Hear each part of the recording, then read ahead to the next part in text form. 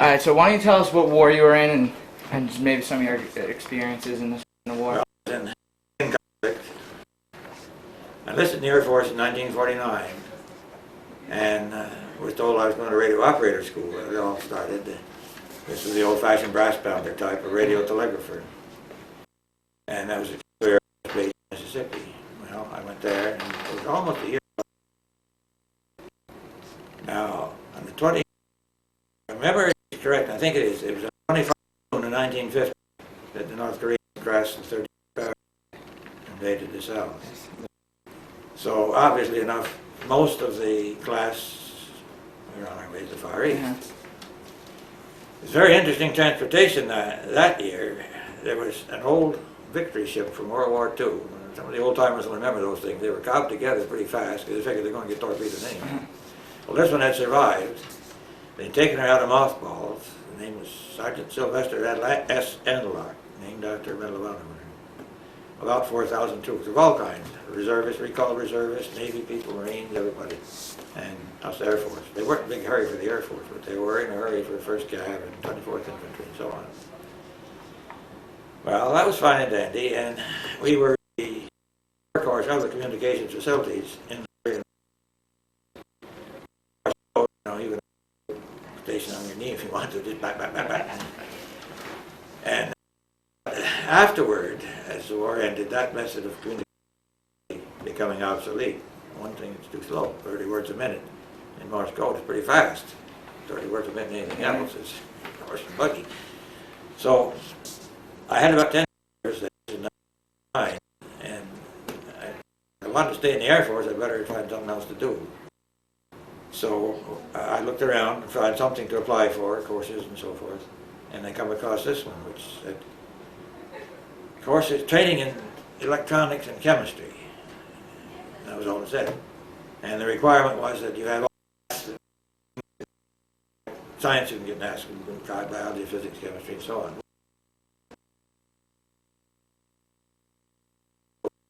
Security clearance. So time went by, and it was in the early fall of 1959. I was accepted to go to school, which was at Lowry Air Force Base in Denver. And from there, I didn't find out what we were getting into until we went through the fundamentals of electronics. We were briefed on what. The technique that I was involved with was one that's based on some very old principles, common knowledge to anyone. Have you got any physics students in your class? Not in our department. Well, they know more about it than I do, probably. Yeah. But in addition to the heat and blast and alpha, gamma, beta rays, and so forth, you get an electronic pulse, EMP, and it has certain characteristics. It only lasts for the duration is probably not.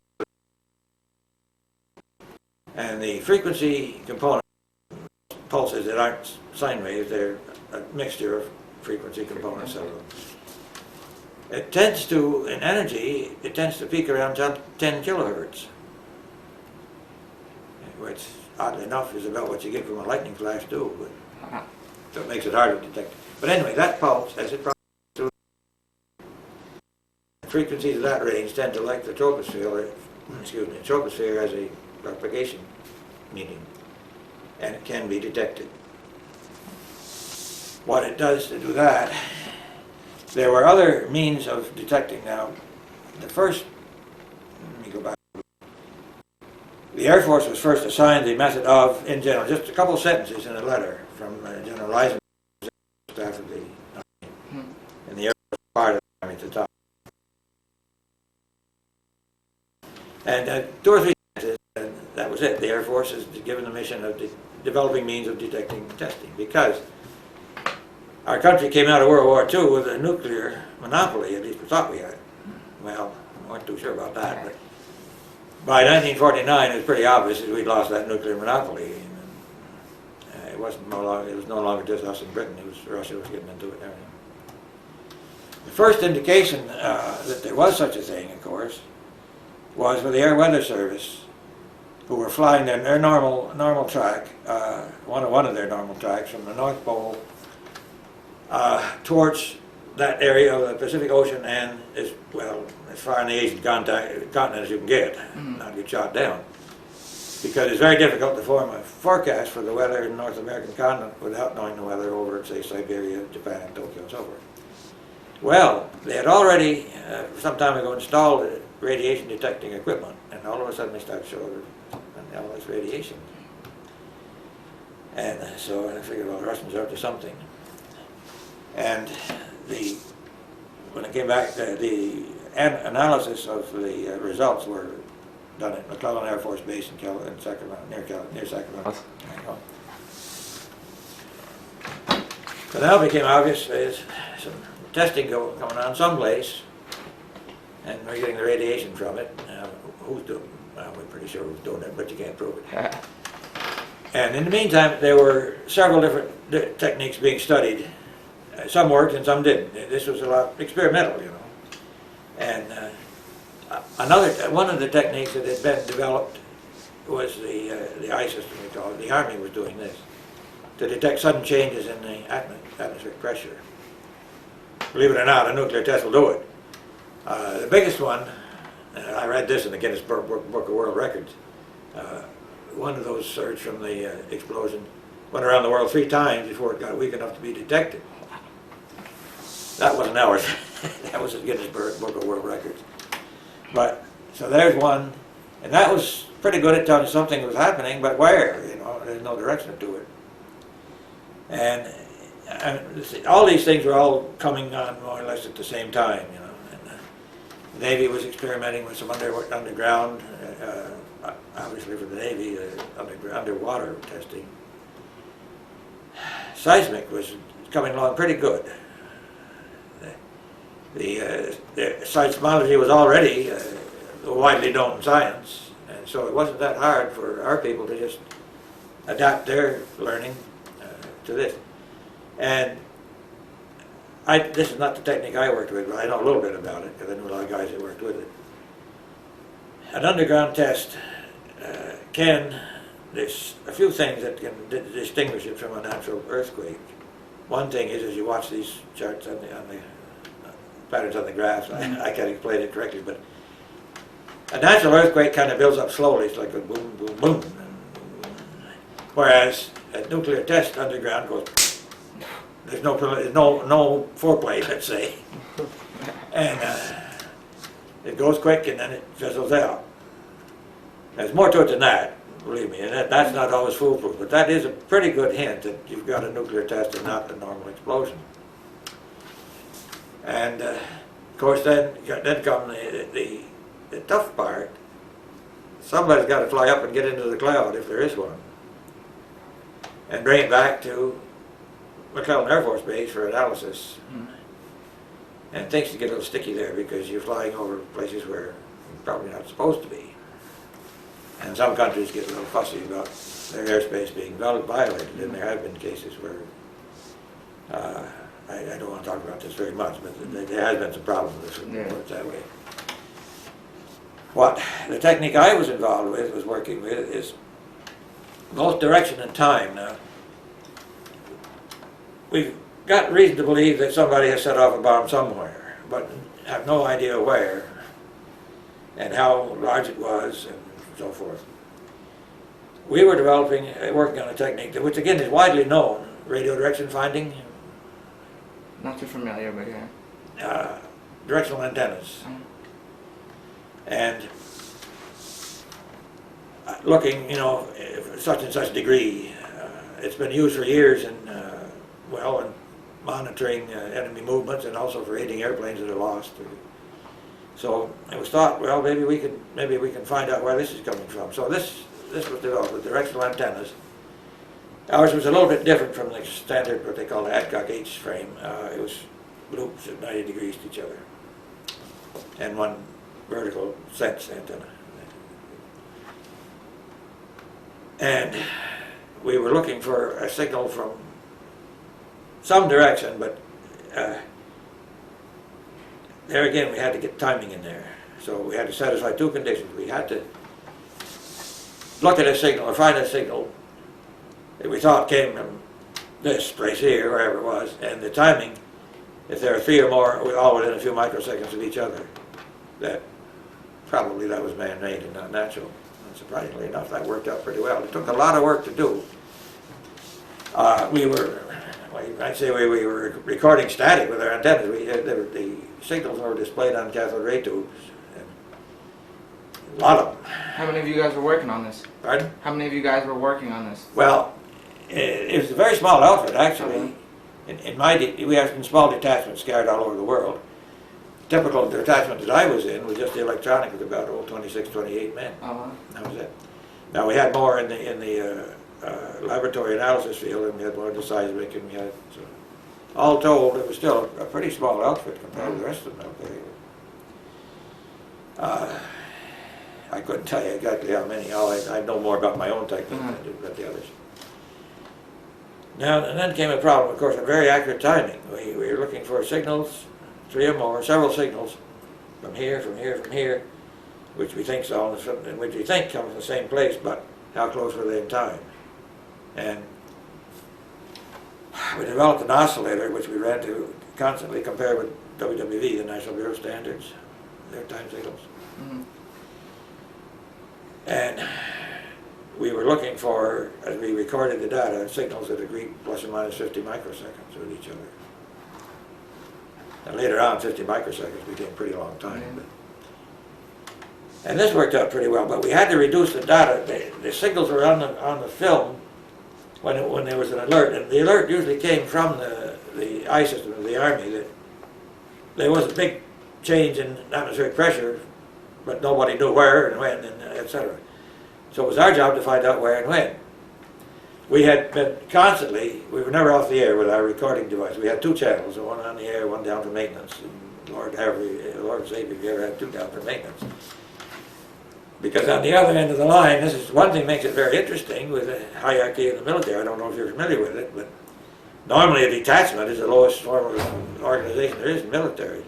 But with our detachments, even though we only had 25, 30 men, on the other end of the wire was headquarters of the United States Air Force, directly to the Director of Intelligence. And that made it, you were pretty close to the top, even though you might have been a staff sergeant or something.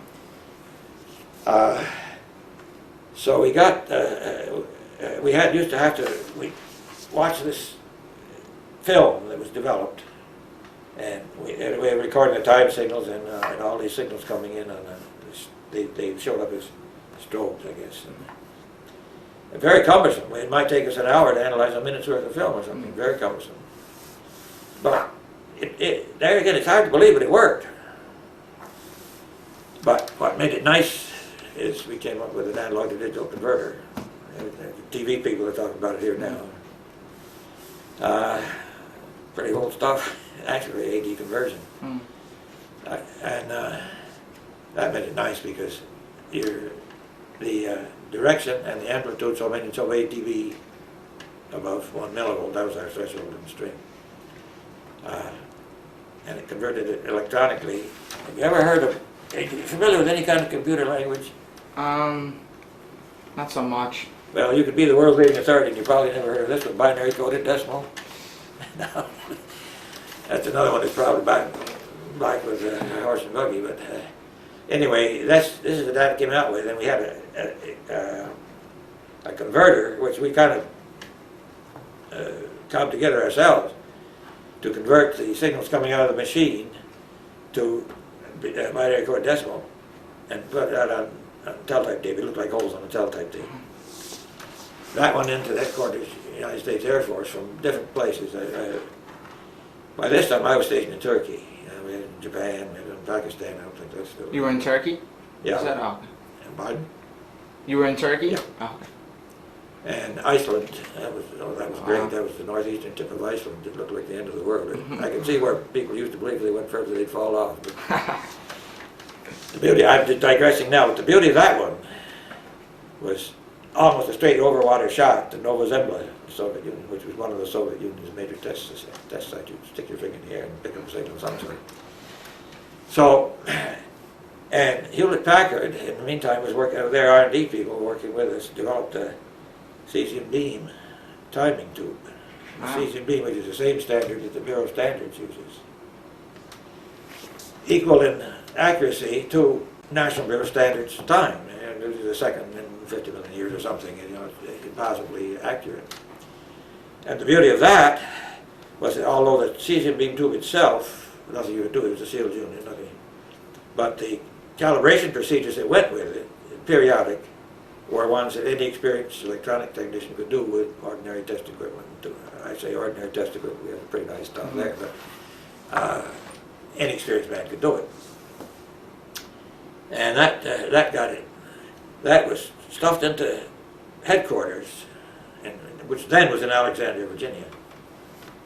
Fed into computer, which had been programmed. Now, I never got into computer programming. Our guys did that too. We did everything. Yeah. If you happened to be stationed there, you learned the computer programming, whether you wanted to or not, and you did it. But anyway, and they looked at signals that agreed with each other, plus or minus, let's see, 50 microseconds. I think that was maybe about the most, because after that you have to adjust for propagation times coming around the world and all that. And believe it or not, that worked. And if so, you had, here's a signal which peaks at around 10 kilohertz. Our bandpass was ignored between about 5 and 15 kilohertz there, very low frequencies, but peaked about 10 kilohertz. At least 3 stations said it come from here, not from there. They point to the same place. And all within 50 microseconds of each other. Now in the headquarters computer, this again had been programmed to just print these out. And the nicest example of that, and this is fairly, well, my memory may not be accurate. I think it was 16 October 1964, but I wouldn't swear to it. The first Chinese test, Lop Nor. Okay. Everybody was looking for that, of course. Oh, wow. You know how the military is. We all want to get that first prize there. Well, this was a textbook case. They didn't always work that well, but this was a textbook case. Back in then, reported one in Germany, one in Tehran. We had signals stationed in Tehran, and that was before the revolution. Obviously, they got it. One in Germany, and that was just like that. And so after the dust had settled and everybody, our headquarters,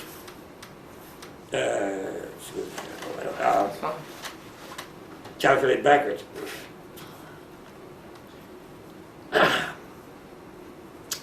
And they said that the results there was from the time of the event in Lop Nor until the intelligence community in Washington was aware of it was approximately 22 seconds. Wow.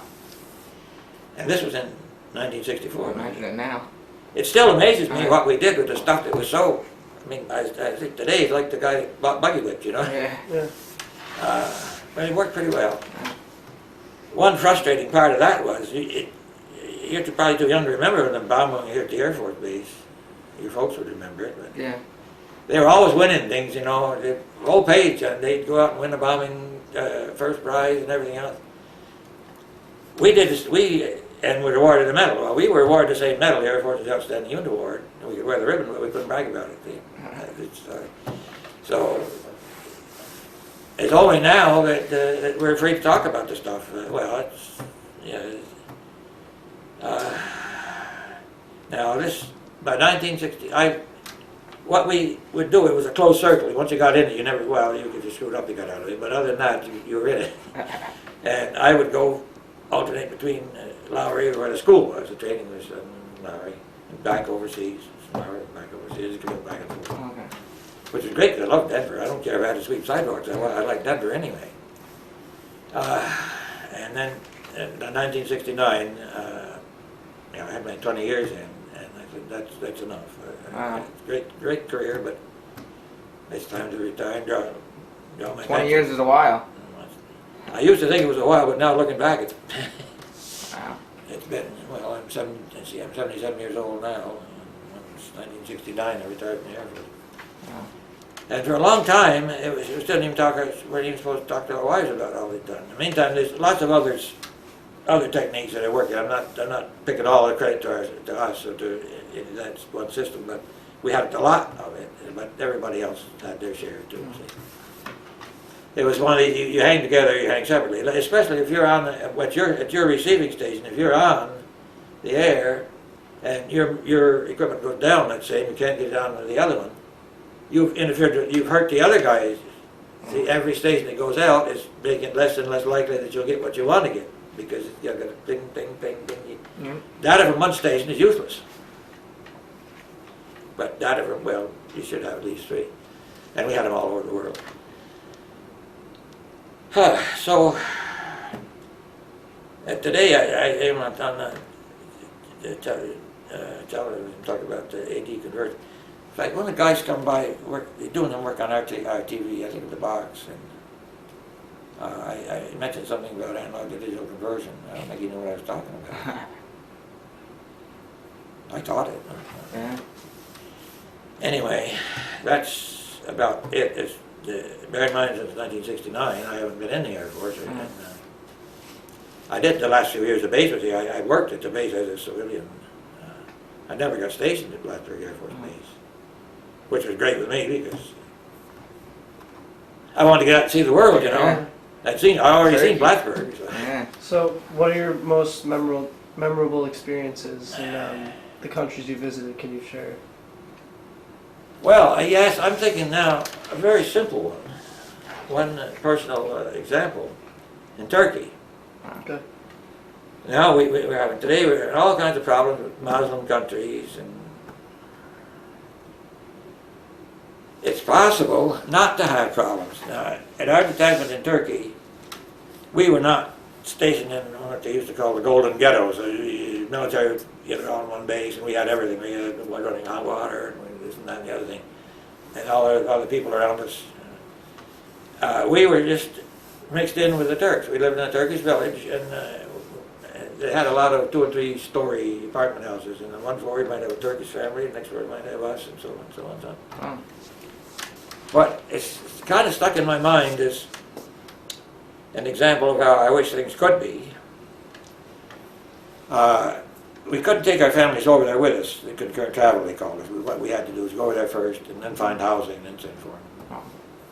So I rented this house, looking at this house in Yalova, which is a small village, right across the Sea of Marmara from Istanbul. And I know I have to close my book. Fine.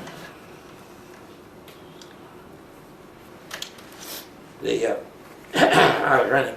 The landlady was a widow, and this had been her family home. But her husband had died, and she was going to Ankara to live with her married daughter. And Ankara was quite a ways from Istanbul. So, and now she spoke almost no English, and I hadn't been there long enough to speak any fractured Turkish, not very much. But through an interpreter, she asked me, I'd rent the house, how much the value of the money would be to rent. And rather than send the money to her in Ankara, which you could do to postal money orders like any other country, but she asked me to, she had an account in a local bank, and she asked me to deposit the rent money in the bank. And so she gave me her bank account number, and it was in Turkey Cumhuriyet Bankası, Republic of Turkey Agricultural Bank. And asked me to, every day, every month, when the money was due, just go over, and I had her bank account number already, and deposit the rent money to her bank account. And that's pretty risky. Yeah. But I told a stranger, and a foreigner to boot. I'm not sure. I'd be reluctant to let my own mother, I think, but it's just little things like that, you know. Yeah. It's different at this time, you know. It is possible. No, there again, Turkey, I don't think we appreciate, I don't think you want me to get into international politics, but I don't think you appreciate the fine line that Turkey is walking on.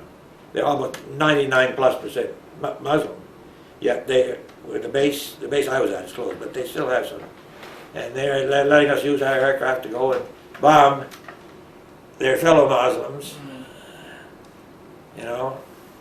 And so the government of Turkey, well, most of them are pretty much pro-Western, but yet they've got an awful lot of angry Muslims to deal with. And in Istanbul, I think they've already had some problems with Muslim extremists. That's probably the easiest place in all of Turkey to live for a non-Muslim, because that's been a crossroads of the world for centuries, you know. Constantinople. Before that, it's part of the Roman Empire. In fact, this structure is built by the Romans still standing in Istanbul. But that's one, just person-to-person example. It has always struck me as, you know, just not give me your bank account number and trust me to go back and deposit the money in your bank. And she goes off a couple hundred miles away to Ankara. She did come back and visit us occasionally. So she trusted you, huh? I guess. Yeah. So you were living in with the people from Turkey? Yeah. Wow. We had a house, and one nice part of that was the fruit. You get the ripe peaches off the tree, and olives and figs and all this. It's a warm climate. It's a typical Mediterranean climate. As you go into the eastern part of Turkey, especially the northeast, you have some very severe winters there. But around Istanbul, it's all very, well, it would be rare to even snow. It would be, wintertime it can be damp and rainy, but this is like a typical day in the depth of winter in Istanbul. You have to get used to the customs now. Our house had a fence around it, and we closed the gate. And his kid coming along with a fly, herding sheep. And it works as the opposite. You think you would close the gate, and that would be known to keep the sheep out. Well, just the opposite.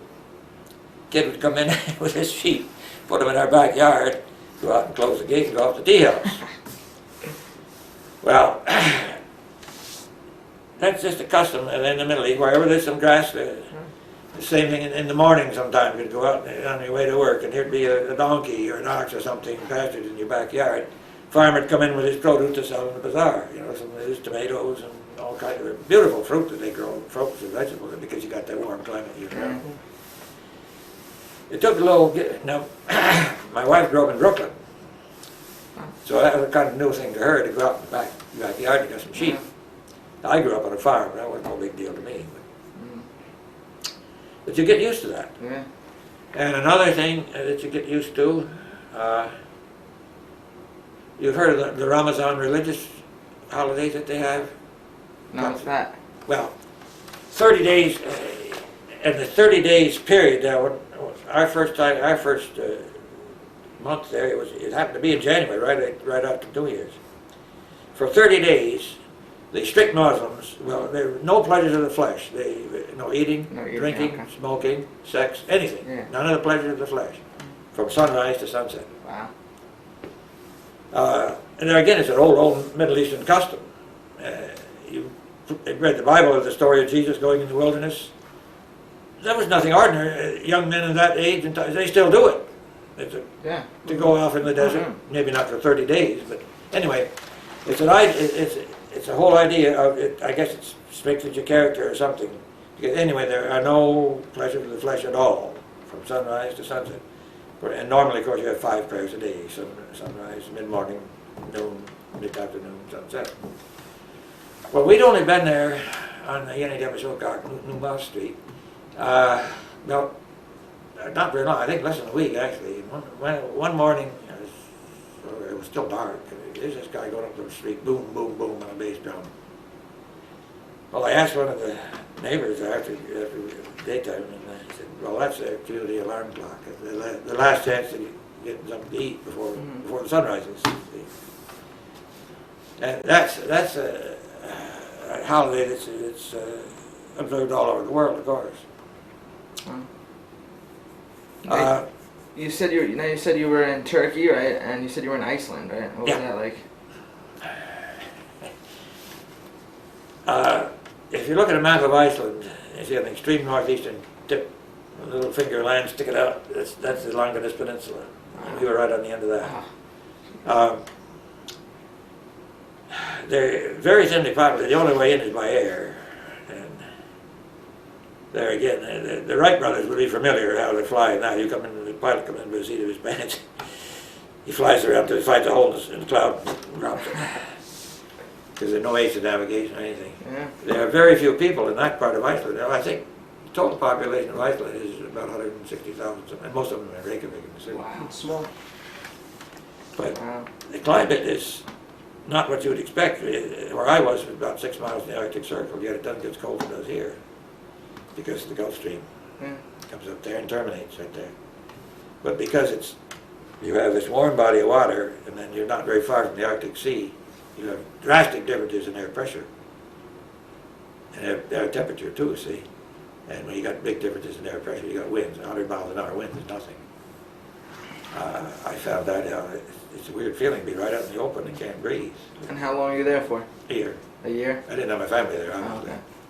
The Icelandics are, well, they're kind of standoffish with us. But, they'd had some bad experiences with Americans before. They weren't really that turned on about us. But Mm-hmm. we managed anyway. And, they're among the best educated people. Illiteracy is unheard of in Iceland. They can talk intelligently on 2 or 3 languages on almost any subject. Wow. Their native language resembles the Old Norse. That they keep bragging about that their language is the Old Norse. The Norwegians and Swedes, they've contaminated it something with modern things.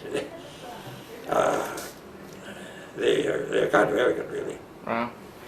Which is surprising because they ain't got much in that country. It is interesting, of course, in the summertime to come off shift at midnight and there's the sun now around daylight. But this time of year, it's pretty dark. Wow. It never was totally dark, say, the 21st of January, or December. But at noon, the sun just barely cracked the horizon. And about 1 o'clock it was dark again. Yeah. But in June and July, then you had... So you were there for a year. Now you said you went from Turkey and then went back to school and keep going back and forth. Yeah, right? I Where, instructor tours. where did you go to school and what kind of stuff did you learn? Well, school was at Lowry Air Force Base. Oh, wow, okay. And for our technique. And they were teaching you physics and how long did you go to school before you went to Turkey and how long did you go to school for? Well, I was an instructor before I went to Turkey. Oh, you are? Yeah. Oh, okay. See, I had 3 instructor tours. We just commuted back and forth. Wow. And the same with the people. We kind of went around the world replacing each other. You know, I was a course supervisor in Turkey, and then I came over.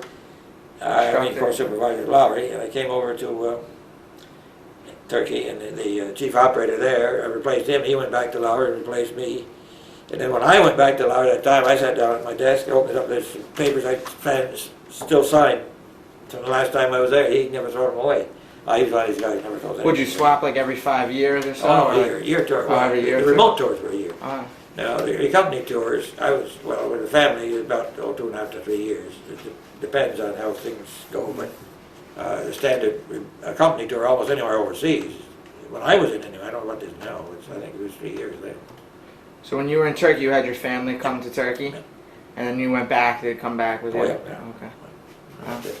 And then I retired from Lowry Air Force Base. Of course, that's closed now. Every place I was ever stationed, I think, is closed. Really? McClellan in California, where the lab was. I don't know where the lab analysis is done. It's still done, but I don't know where. And I don't know where the training is done. Any other countries you were in? Yeah, I see. Well, I had 2 tours of duty in Korea.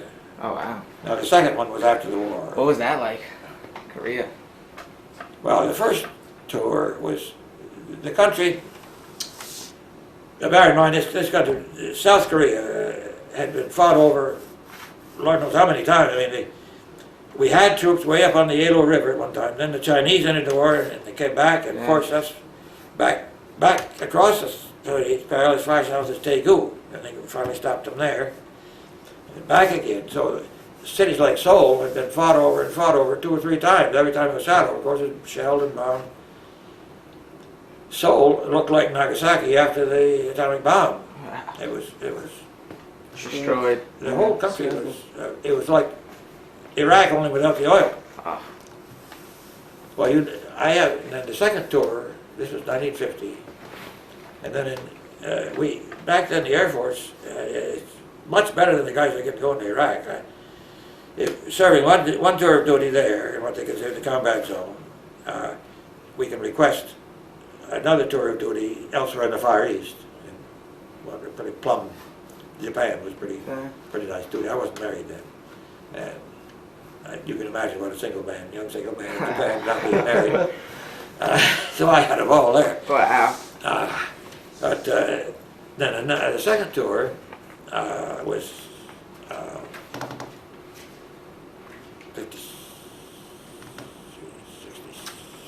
57, 58, I believe.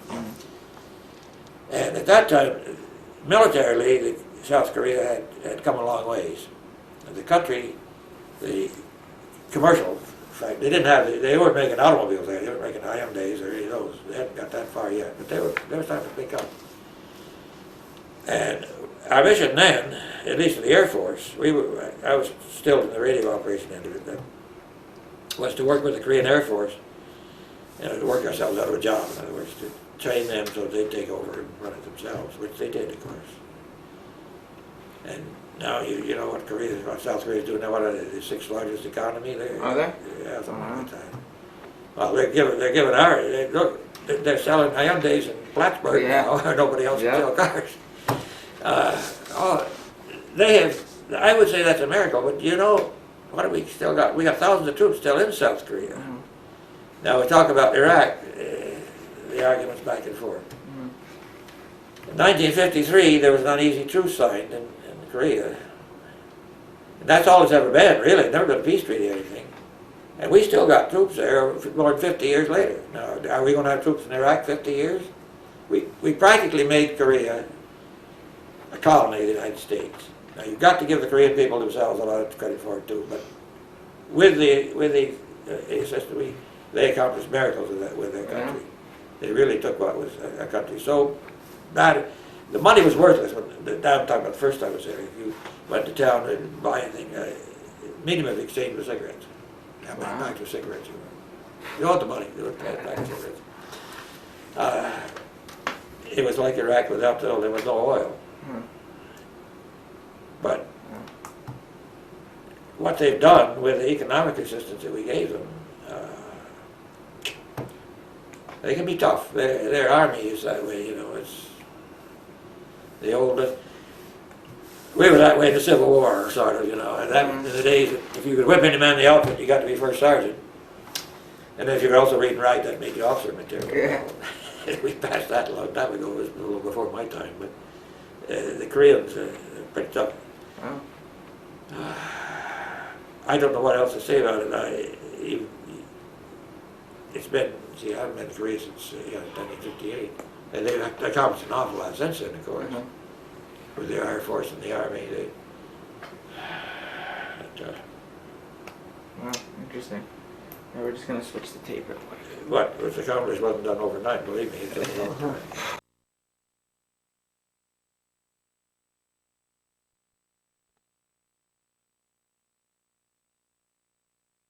You censor out the part where I'm blowing my nose, don't you? You said you had a lot. You said you had wanted to talk about your experience after the Korean War. What kind of experience did you have? Well, that was entirely different. I was married then. As I say, the mission was entirely different. There was no fighting.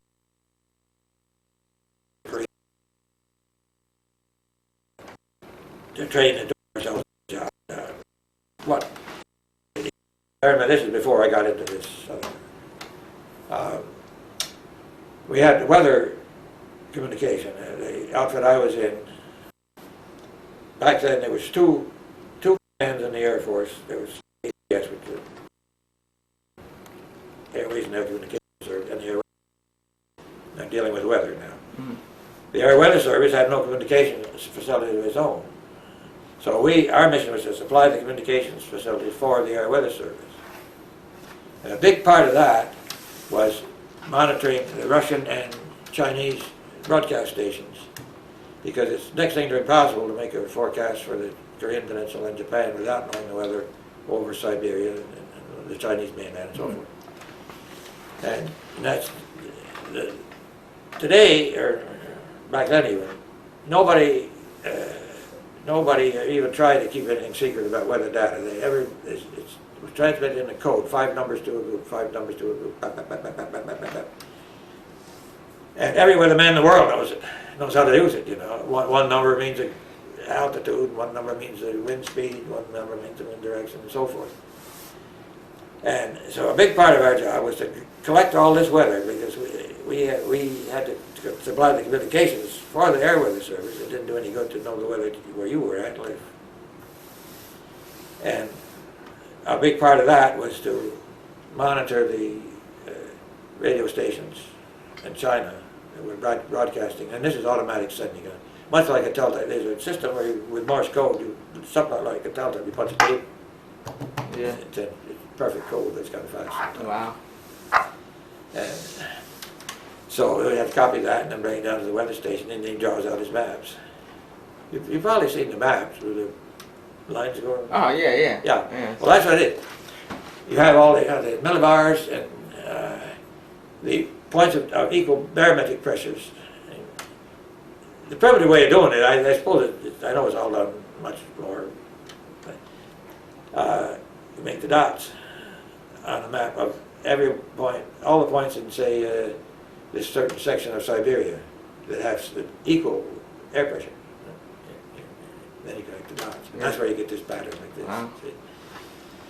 Well, we copy all this, and then we also copy the weather, collect the weather. We were the central point in Korea for all the Korean stations around.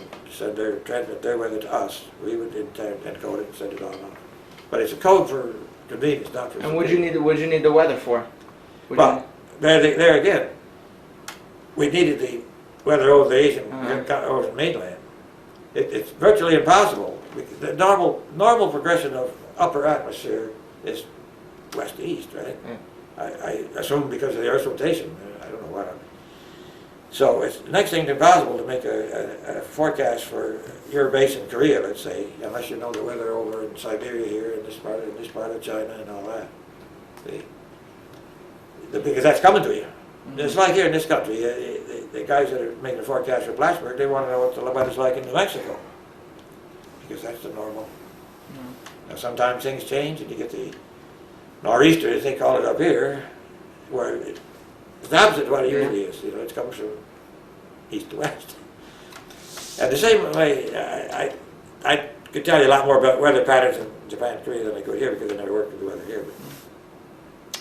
So that was our mission. And the air traffic controllers, their mission was to train the Korean air traffic controllers, because we were up to this time still controlling all the air traffic entering and leaving Korea. And turn that over to the Koreans and everything. We had a counterpart on the shift.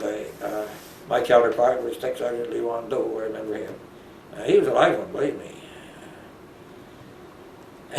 I had some problems with him, but Tech Sergeant Lee Wan-do. So we'd come to work, and they would assign their men to the positions, and we'd back and forth do the same. So everybody could do every position. That was why we were there. We were there to work ourselves out of a job, but we did eventually. How'd your wife feel about you being in the war? Well, being in the war? Yeah. Well, I wasn't married then. Oh, you weren't? No. First time in Korea, no. See, Oh, I was in Korea in 51, and we were married in 1954. So. Oh, okay.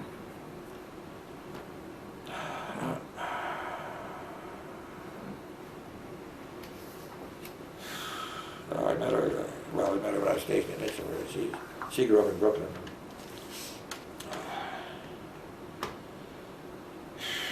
That was the only place she was with me overseas in Turkey, because of the work with the nuclear detection. And you can understand. You're trying to pick up very small signals, maybe just a few millivolts, and you're going to be buried in all kinds of man-made noise and everything. I mean, every time somebody turns the light switch on, there's another more noise that goes out into the atmosphere. Very small, but it multiplied by a couple million. It surprised me, though, the one in Turkey, Istanbul is a pretty big city, and yet that atmosphere was pretty quiet electrically. Mm-hmm. Most cases are not. Mm-hmm. So she was in Turkey with you? Yeah. Oh, okay. That was where she had it. Did she work there, or? Pardon? Did she work at all, or? No, not there. They had school. The base operated school for the kids. Uh-huh. You had kids too? Yeah. And they were in Turkey also? Yeah. How many kids did you have? 2. 2 kids. They're grown up now. But Uh-huh. that's another thing, when we lived in Yellow, I got some pictures of the kids playing together. Yeah. And I would challenge you to tell who's the Turk and who's the American. Kids can do it, even with the language barrier. That doesn't seem to bother them. Did you pick up the language quick over in Turkey? Or? Oh, some, yeah. Oh, yeah? I think probably the first grammatically correct Turkish sentence or question actually that I ever learned was Kaçtani varil varda. How many barrels are there? Because in the houses, the water supply in Yalova was such that there wasn't enough pressure to furnish it the whole village at once. And so up there, they used old cleaned up 50-gallon drums in the attic. And when the water was on, they would let it run there, and there was a float in it, like the toilet float, shut off so it wouldn't overflow. And then when the reservoir went off, you could use that. And that worked more or less. Plumbing was not their strong point, really. But, and I had in the back, I had a hand pump, a well with a hand pump, so I had a complete bag of flavor. Wow. That was not really their strong point, but she got used to that too. How were the living conditions? For us or for the Turks? For you guys. Well, all about the same as Americans everywhere, Yeah? really. And the Turks actually, you wouldn't start with it just living, traveling around a Turkish village, eating in the restaurants and things. I always like, if I was eating in a Turkish restaurant, or the meat, I always liked mutton and lamb, because that was their meat, see? Yeah. That's the poor man's meat. A sheep will survive or a cow would starve in the pasture. And that's, they're pretty good too. The sanitary conditions aren't the greatest. The tea, they're as addicted to tea as the British. Every time you turn around, you go in a little shop to buy something, first you have tea, and you drink tea. And they serve it in a little glass with 2 big lumps of sugar, which I never use. Because crazy American, I never use the sugar in my tea. But my wife liked that because, of course, she's Irish. They're great with tea too. And the food, the food and sanitary, we're pretty good, I'd say. Turkey is not as rich as we are, obviously, but they're not starved to it. But I mean, they have a pretty decent living standard.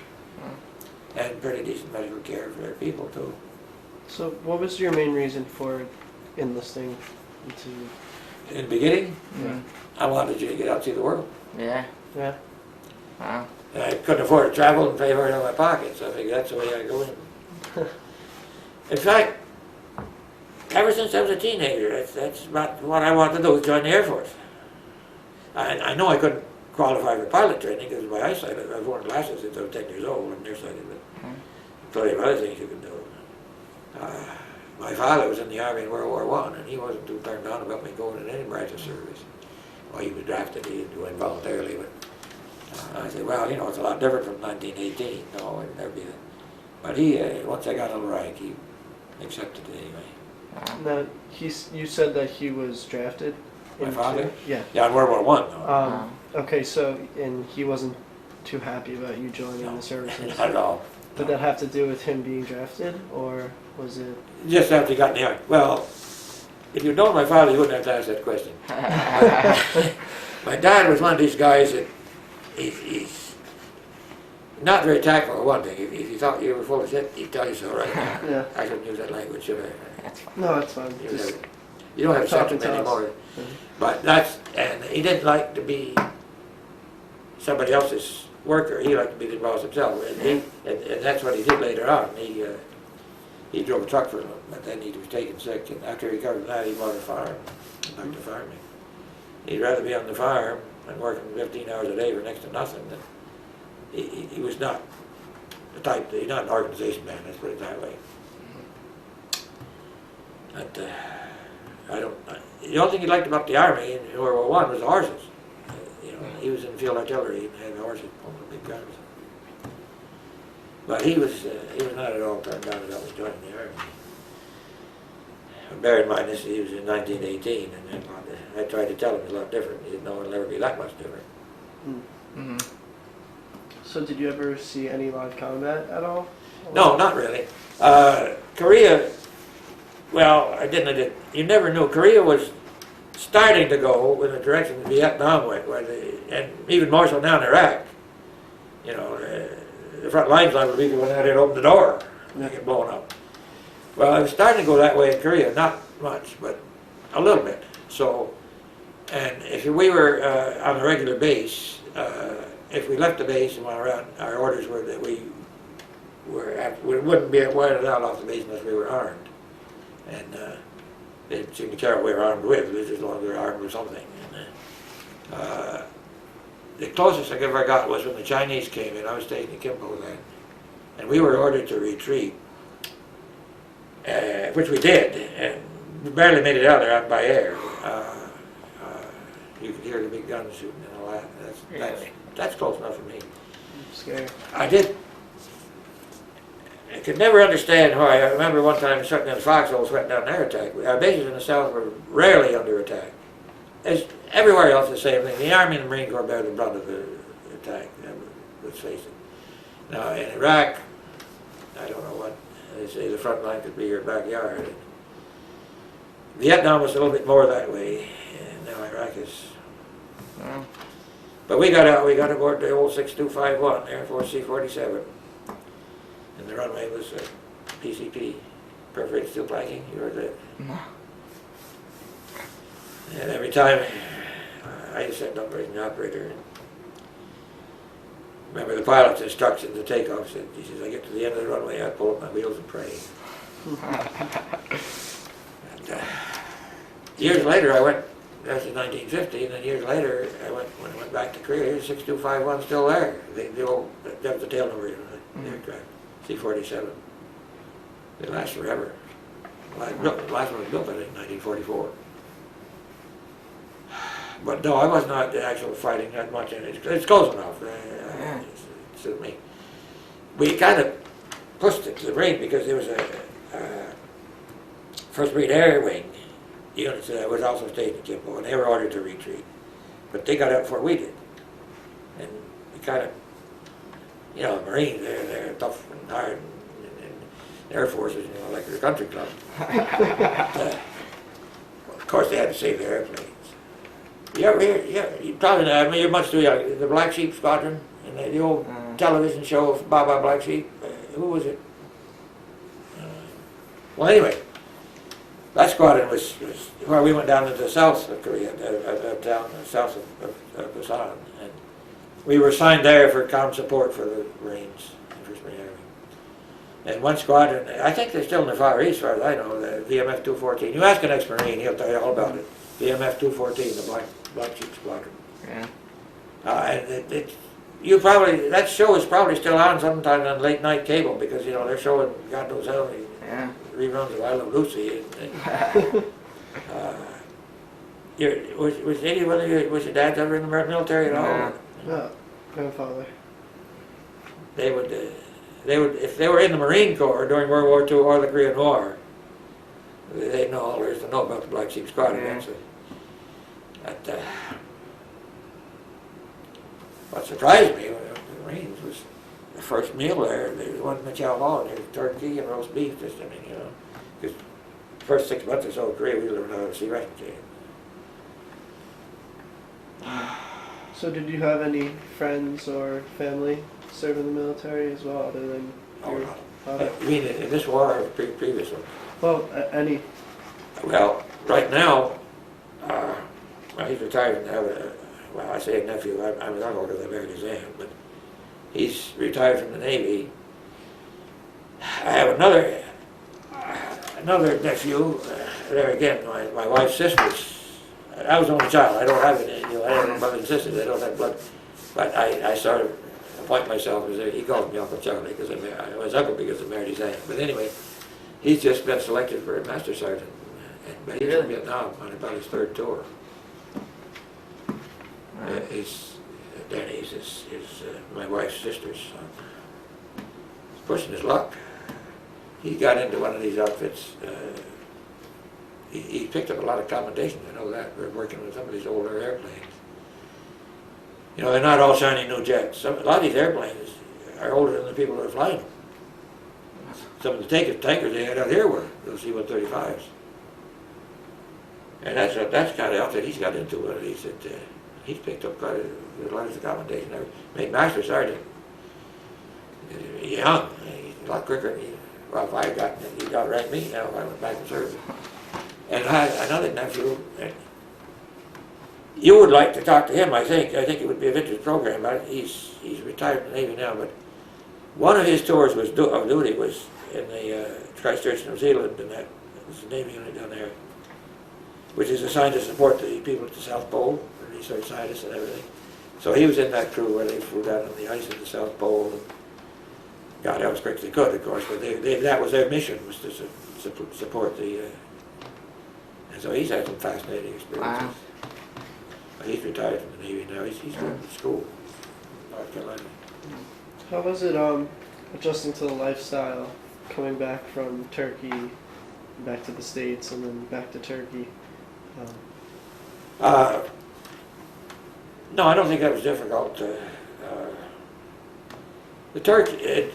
The minor things, like when I came back from Turkey, we came back together. And we came into Kennedy Airport. Back then we flew, we flew Pan Am, which is still in existence. And my wife's folks lived right near Kennedy there, and her brother came up to the airport to meet us. And one of the first things, you know, if you ever come back anywhere in Europe, I think in the Middle East, driving into Brooklyn, how calm and orderly the traffic is. Even Brooklyn traffic, you know. I mean, you just drive along nice as could be, and come to a red light, everybody stops. And it's nice to see, because I never had any wrecks, but I drove through Istanbul, and believe me, that makes Brooklyn traffic look like Really? very calm. Istanbul was wild. And then in the country, you share the road with sheep and goats and ox carts. It's probably things running across the street all the time. It's always interesting to come around the blind corridor at night and there's a flock of sheep. Of course, if you hit them, you'd like to they'll sue you for every nickel you had or more. I never had any trouble that way. I don't know if I answered your question very well. No, it's fine. It was nice.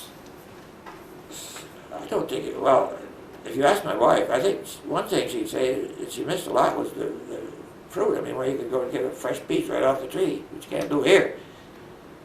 The produce that they grew in that part of Turkey, she didn't like the bugs too much, but they had some pretty healthy ones.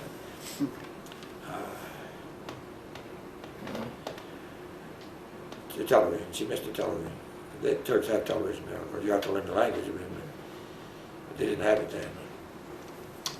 I was a big fan of TV. So she missed that while we were overseas. But I don't think any real problems just as far as adjusting from one. Yeah. I think it's easier probably for someone like the background of my wife growing up in New York City, where there are so many people that are immigrants. Her mother came from Ireland, and all that generation of family came over from Ireland. So many of the people in New York already are children, or at least children of immigrants already. So they're foreign customs and foreign, really not that new. And you will find, you know, every language, every dialect known to man in the city of New York somewhere. And it's possible, I know people that lived entire lives in New York and career and had very successful careers and never learned to speak English. And that's the older generation. Well, they were around here some. At one time they were something like the only French here. But. So, you'd have to ask her. I don't think she. I'd say the minor things. It was a lot easier to drive the car around, of course, and you didn't have any bugs, and she could hang her clothes out without worrying about the sheep coming. But all in all, I think it was. She adjusted probably better than I did in some ways, simply because it's growing up in such a cosmopolitan city already. What was your average day like in Turkey? Well, of course I worked rotating shifts, so just like all my time in the Air Force, we was always in the office, you know, worked around the clock and rotating shifts. Yeah. So I'd go to maybe morning, the day shift would start at, say, 7 o'clock, and then go in. And it wasn't much different from back home, really, back here. Mm. She had a maid, you know, in the house. It was pretty common for Americans. And it helped her sort of in between to learn to adjust to the customs and everything. And they became close friends. Usually the maids did, and the maid would come to the house. Well, Mary usually would clean up the night before because she didn't want the maid to just go around saying she had a dirty house. She would, but they became quite close friends. And of course there were other friends, Americans too. They made friends amongst the Turks, and they didn't limit their socializing to just Americans. I can't say much different from a neighborhood in Brooklyn. Well, Any other specific experiences you'd like to talk about? whew.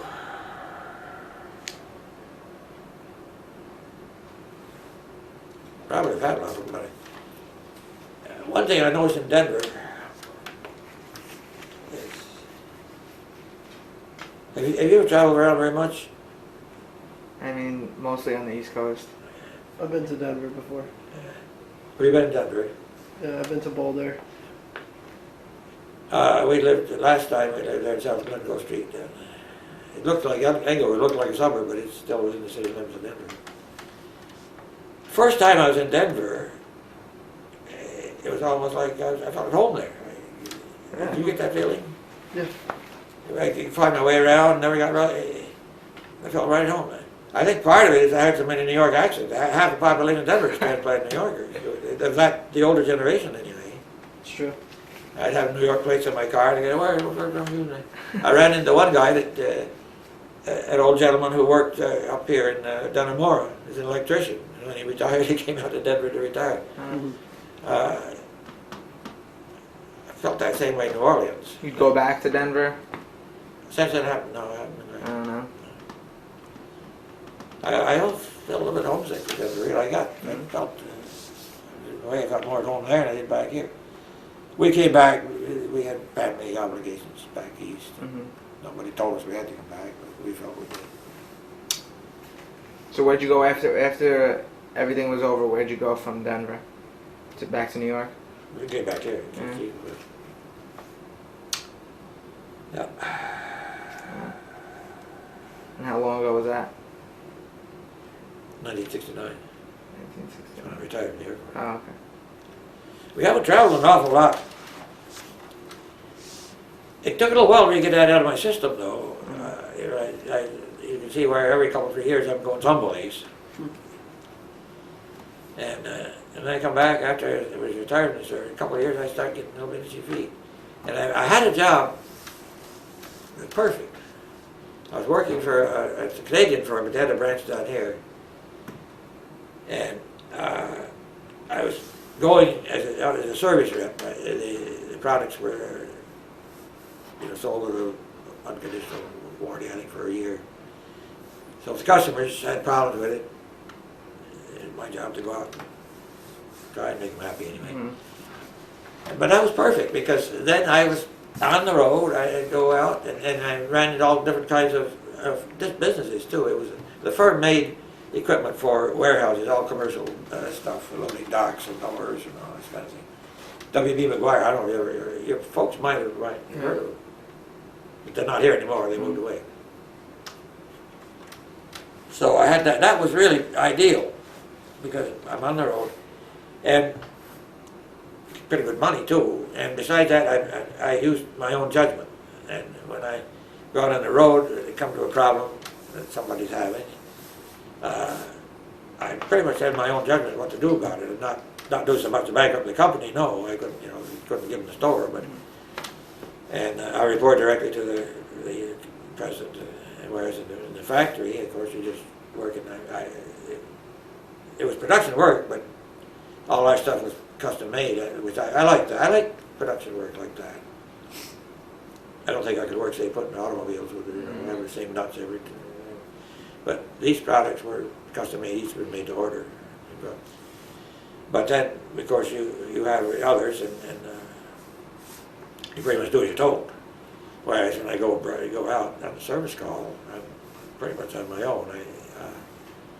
I can't give away the store, but I do what common sense tells me to do to make the customer happy. And I visited some pretty, places like Mrs. Smith's Pies. That was one of my customers.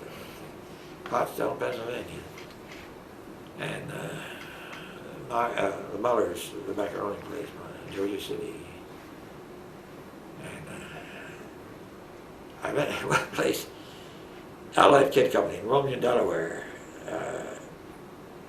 As the name suggests, it's goat skins. They're making leather out of goat. And now in my life, it's such a filthy place.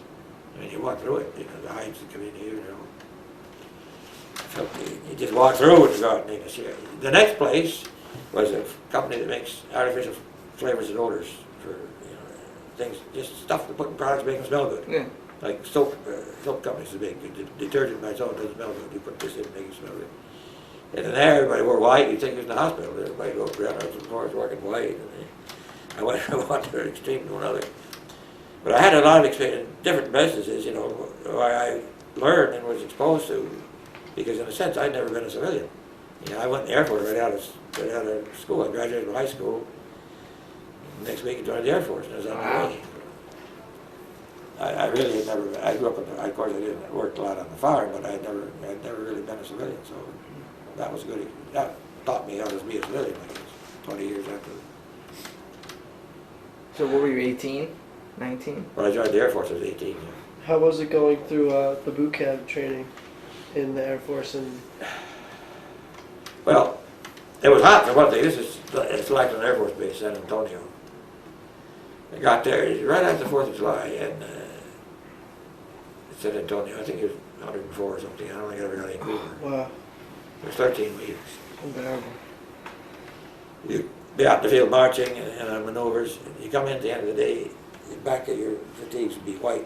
You sweat out so much salt, It's 13 weeks. It was still, this was 1949. Well, the Air Force separated in 1947, but things changed slowly in the military. So our basic, pretty much still Army. And the uniform, Army style and all that. I don't know what it's like now. No.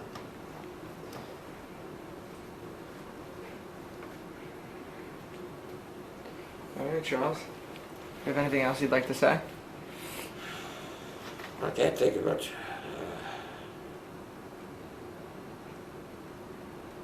Yeah, a little bit of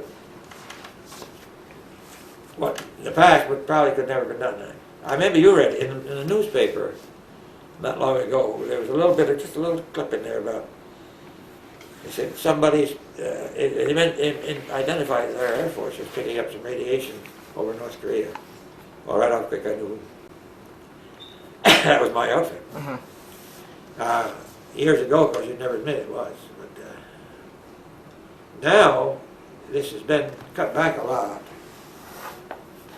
I understand that a lot of the work of international long-range detection is centered in a United Nations unit in Vienna. And probably a lot of the work that we were involved in the Air Force, because we were the only ones that really had the experience, at it. And I think the original training and testing was done by what was my outfit. This is long after I was out of it. But I guess that's what's happened for the training and all that, because I don't know where it's done now. We have a reunion of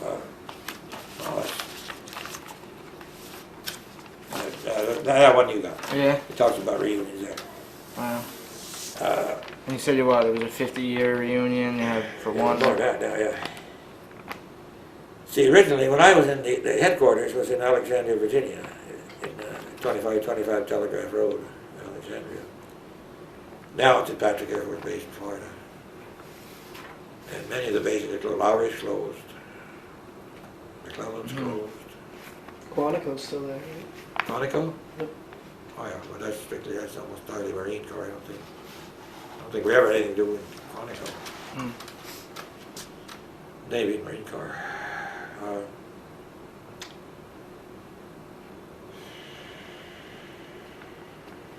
That would have been interesting. It still is. Yeah, it'll be in it.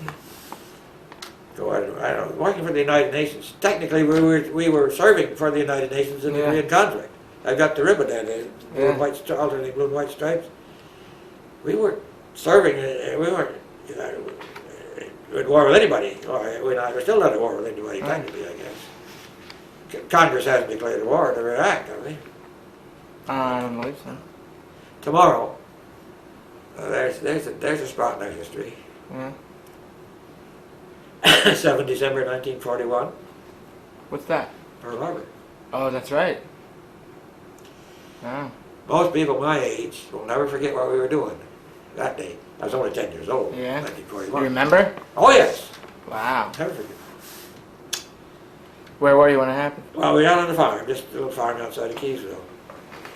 And we done a few more chores, chores we had. We had our Sunday dinner. Because of time difference, it's about 7:30 in Hawaii and about 1:30 here in the afternoon. And it was Sunday, and like tomorrow, and I was there was a radio network, didn't have television then, 1941. But there was a radio network used to carry a concert by the New York Philharmonic on the Sunday afternoon. And I've always liked classical music ever since I was a kid. So I was just tuning in the radio, getting ready to listen to the concert from the Philharmonic. And I forgot what they were going to play. And then all of a sudden the announcement came over that the Japanese were bombing Pearl Harbor. I don't think anybody my age will ever forget it. No. The same when Kennedy was assassinated. It was 63, was it 23rd of November, I believe it was.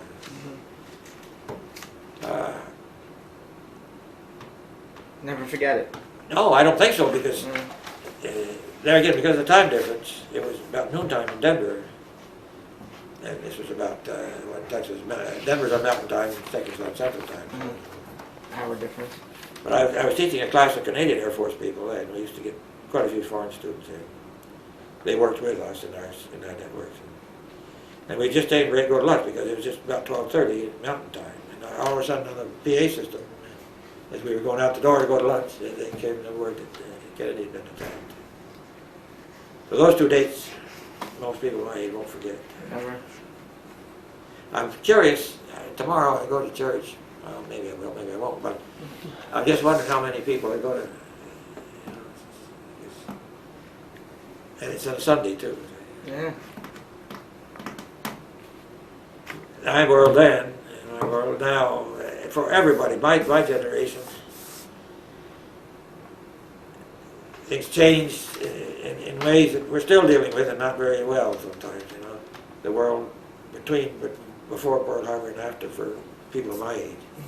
We were just on the verge of becoming teenagers. That's a big change right there. And everything. So I don't think I'll ever forget Pearl Harbor. Nope. I was curious to see how many people in church. I don't think, you know, they usually have memories of something. They usually say, well, it was so-and-so's birthday, or my great-grandfather died, or something. All right. Well, thank you, Charles. Anything else? Yeah, thank you.